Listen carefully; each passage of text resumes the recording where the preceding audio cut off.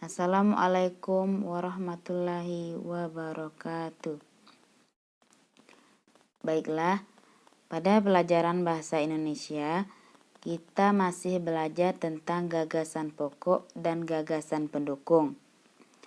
Karena masih banyak yang belum tepat dalam mencari gagasan pokok dan gagasan pendukung, maka di sini Ibu jelaskan kembali. Sebenarnya ini sudah dicatat oleh Ananda semuanya. Ibu hanya mengulang supaya lebih jelas lagi dan bisa tepat dalam menjawab, dalam mencari gagasan pokok dan gagasan pendukung untuk bahasa Indonesia. Baiklah, kita langsung pada LKS halaman 49. Di sini sudah ada teks bacaannya ya, dengan judul Hidup Rukun dalam Keberagaman di SD Permata. Baiklah, suatu teks ini terdiri atas beberapa paragraf. Jadi di sini untuk bacaan ini ada 3 paragraf. Yang pertama 1, 2, dan 3. Setiap paragraf ini terdapat gagasan pokok dan gagasan pendukungnya. Jadi masing-masing paragraf ini terdapat gagasan pokok dan gagasan pendukungnya. Terlebih dulu Ibu jelaskan apa itu gagasan pokok. Jadi gagasan pokok adalah topik yang dibahas pada suatu teks. Jadi topik yang dibahas pada suatu teks. Gagasan pendukung adalah uraian atau informasi tambahan pada suatu teks yang terletak pada kalimat penjelas. Baiklah, untuk mencari gagasan pokok dan gagasan pendukung pada suatu paragraf ini, terlebih dahulu kita harus mencari kalimat utamanya. Jadi untuk mencari gagasan pokok dan gagasan pendukung ini harus mencari kalimat utama terlebih dahulu. Jadi kalimat utama ini terletak di awal, di akhir, dan di awal dan di akhir. Jadi kalimat utama yang terletak di awal disebut dengan deduktif. Kalimat utama yang terletak di akhir paragraf disebut dengan induktif. Kalimat utama yang terletak di awal dan di akhir namanya campuran. Jadi pertama-tama untuk mencari gagasan pokok dan gagasan pendukung kita harus mencari kalimat utamanya dulu. Pertama-tama kita cermati dulu kalimat pada paragraf 1. Pertama kita langsung ke paragraf 1. Kita cermati dulu kalimatnya dari awal sampai akhir. Kita hitung dulu ada berapa kalimat pada paragraf 1 ini. Cara menghitungnya itu dengan melihat tanda titiknya. Sekarang langsung Ibu contohkan ya. Di sini Ibu tuliskan 1. Nah, 1 ini seluruh warga SD Permata hidup rukun dalam keberagaman. Sampai titik, berarti ini 1 kalimat. Sekarang kita tulis 2. 2. Siswa dan guru SD Permata memiliki agama yang berbeda-beda. Berarti itu adalah kalimat yang kedua. Selanjutnya ini ketemu titik, berarti ini adalah kalimat yang ketiga.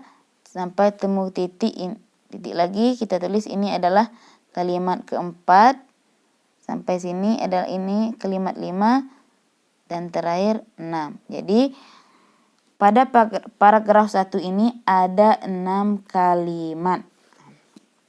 Sekarang kita langsung mencari kalimat utama. Jadi kalimat utama ini apa ada di awal atau di akhir atau ada keduanya.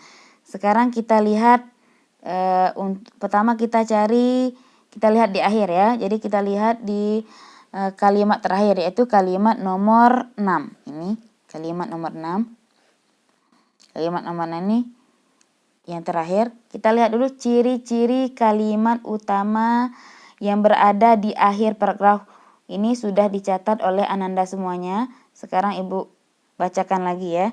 Jadi ciri-ciri kalimat utama yang berada di akhir paragraf: adanya kata konjungsi atau kata penghubung antar kalimat, seperti kata oleh karena itu, oleh sebab itu, dengan demikian, jadi, bahkan.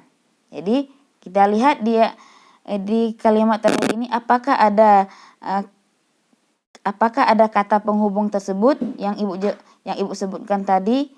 Jadi tidak ada ya. Berarti pada paragraf pertama ini kalimat utamanya tidak di akhir paragraf. Sekarang kita lihat di awal paragraf lagi ya. Kita lihat di awal paragraf ini.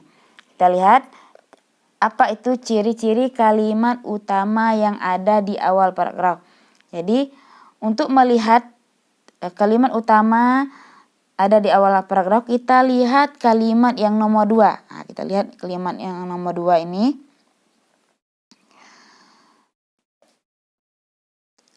Pada kalimat nomor 2 setelah yang pertama ini terdapat kata yang diulang. Terdapat kata-kata rujukan seperti kata ini, itu, tersebut, yakni, dan juga terdapat kata ganti orang seperti mereka, ia, nya, dan. Jadi kalimat utama yang ada di awal paragraf ini ada banyak ciri-cirinya ya. Kita lihat yang pertama, kita lihat aja yang ciri yang pertama, yaitu adanya kata yang berulang. Contohnya di sini, seluruh warga SD Permata hidup rukun dalam keberagaman.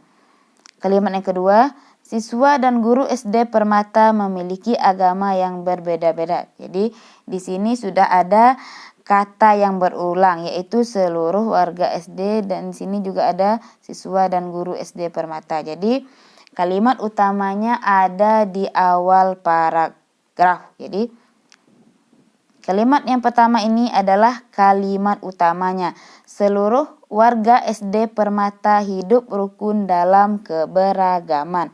Jadi kalimat yang 2, 3, 4, 5, dan 6 ini adalah namanya kalimat penjelas. Nah, sudah. Sekarang kita langsung ke kalimat utama. Jadi kalimat utamanya yaitu seluruh warga SD Permata hidup rukun dalam keberagaman. Yang mana gagasan utamanya? Jadi gagasan utamanya itu ya adalah yang menjadi topiknya. Yang menjadi topik yaitu hidup rukun dalam keberagaman. Jadi inilah gagasan utama dari paragraf pertama. Sekarang kita masuk ke gagasan pendukungnya. Untuk melihat gagasan pendukung ini terletak pada kalimat penjelas. Jadi kalimat nomor 2 sampai 6 ini adalah kalimat penjelas. Jadi kita cari gagasan pendukung pada kalimat penjelas di sini. Langsung Ibu contohkan ya.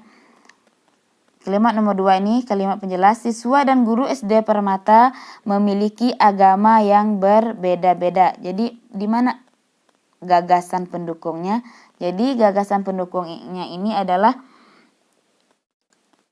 tambahan dari gagasan pokoknya atau uraian dari gagasan pokoknya, yaitu memiliki agama yang berbeda-beda. Jadi gagasan pendukungnya untuk ini adalah memiliki agama yang berbeda-beda pada kalimat nomor 2. Sekarang kita lihat pada kalimat yang nomor 3. Yang mana gagasan pendukungnya yaitu beragama Islam, Kristen, Katolik, Hindu, Buddha, dan Konghucu. Selanjutnya pada kalimat keempat, di mana gagasan pendukungnya? Nah, kita lihat di sini. tambahan yang di atas. Warga SD Permata juga berasal jadi dari suku berbeda-beda. Jadi gagasan pendukungnya yaitu berasal dari suku yang berbeda-beda. Terus pada kalimat yang kelima. Nah, kalimat yang kelima ini adalah ada yang berasal dari suku Jawa, Minang, Bugis, dan Ambon. Jadi gagasan pendukungnya yaitu suku Jawa, Minang, Bugis, dan Ambon. Dan pada kalimat yang terakhir 6, walaupun memiliki banyak perbedaan, warga SD Permata tetap menjaga kerukunan dan perdamaian. Jadi gagasan pendukungnya yaitu tetap menjaga kerukunan dan perdamaian. Jadi untuk paragraf 1 ini sudah Ibu contohkan cara mencari gagasan pokok dan gagasan pendukungnya. Untuk paragraf 2 dan paragraf 3 silakan Ananda cari sendiri dan buat dalam buku latihannya masing-masing. Jadi Ibu akhiri dengan Wassalamualaikum warahmatullahi wabarakatuh.